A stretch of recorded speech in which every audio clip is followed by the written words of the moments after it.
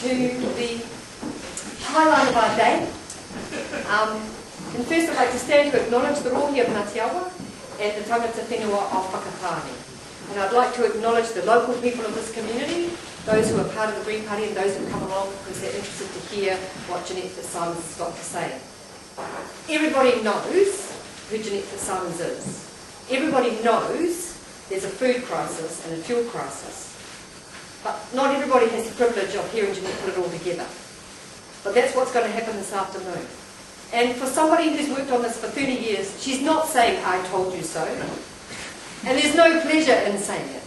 But the truth is that we face some of the biggest challenges as a species that we've ever faced, and we have to join the dots.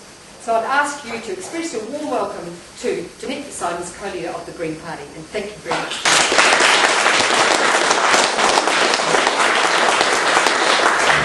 And I forgot to say on the candidate for the East Coast, how to vote Green.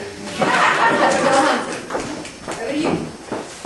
Kia ora tātou, welcome, thank you for coming. Thank you very much, Catherine, our great local candidate, for your introduction.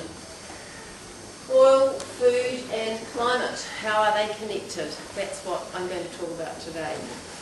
When you have a look at those pictures, now why is the one on the top left? Okay, this is the first time I've used the PowerPoint that I put together on Thursday, and it's still a work in progress, so we'll see what happens to it as we go along. It will be amended many times. I want you to think about what it is that all of those things on the screen have got in common.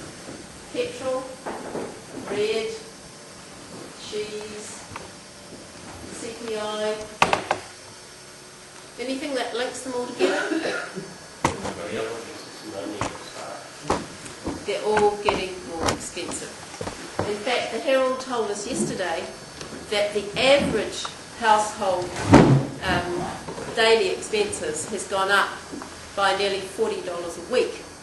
And $10 a week if that's food, and $10 a week if it's petrol, and $5 a week if it is mortgage interest. That might have been the top left one actually. Anyway, prices are rising. And why is it, and what is the connection among all of those different things? At the same time, usually when prices go up, we have what we call inflation. And usually it's at a time of very high economic growth. And the economy is running so fast that it sort of outstrips its capacity and prices rise. But that's not what's happening at the moment. Actually, total economic activity is going down. GDP has gone down for the last 2 quarters. That's what we call a recession. And at the same time that it goes down, house prices go down, and the amount of equity that we own in our homes goes down. And that's starting to lead to mortgagee sales as people have borrowed hugely against inflated house values, and the inflated house values aren't there anymore. As the economy starts to contract a little, jobs are lost, and we're seeing the start of job losses in various places around the country.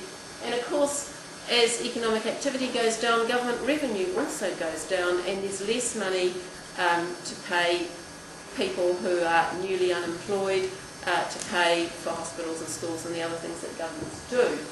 So those things are all going down, and at the same time prices of food are going up, prices of fuel are going up, prices of power are going up, and we have inflation. So that's what we call stagflation, when your income goes down and your costs go up, and a number of households are becoming very squeezed like that, by that. So we want to try and investigate why. And the key issue here is what has happened to oil prices. Now, I looked back recently. That may not seem like a very steep. The fact is, it has been almost $140 a barrel. It is currently almost $120 a barrel, and that is about 10 times what it was when I came to Parliament, and that's just 12 years ago.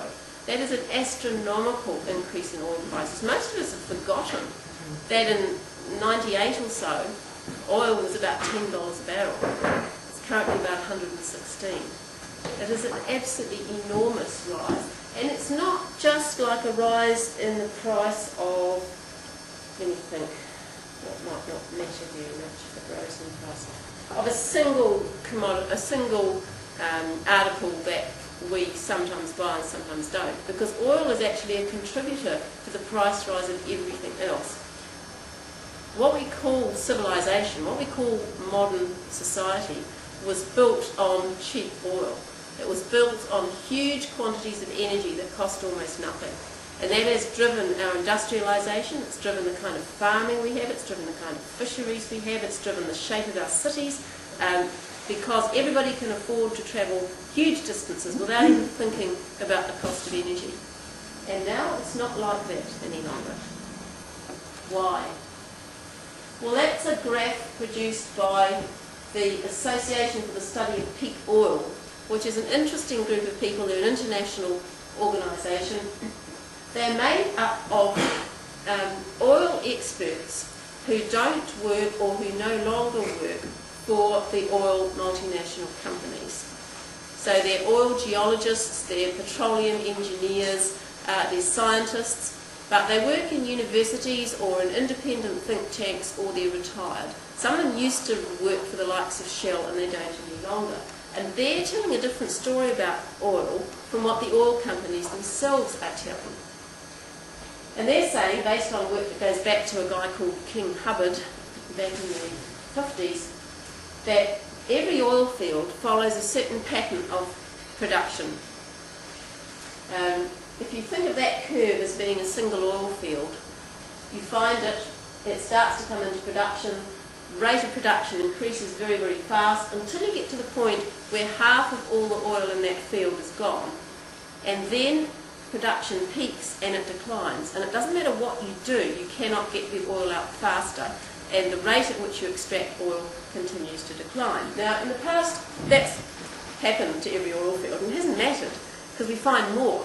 And so as one oil field is declining, the next one is on its way up. But obviously there comes a time when you look at the planet as a whole, given that the planet is fixed, it's not expanding, and there's a fixed amount of oil on the planet, there comes a time when you've used half of it. And then the number of fields that are in decline outstrip the number that are just gearing up in production.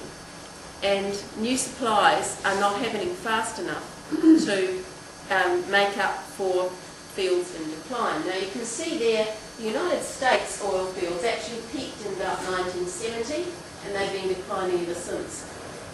European oil, things like Brent Spar, North Sea and so forth, came in, it's peaked and it's on its way down. Russia peaked early, another little peak, and it's on its way down. This dotted line is 2005 when that graph was done. And you can see that most of the world, oil production is in decline. And there are some new fields which are taking the peak up just a little bit further. Deep water.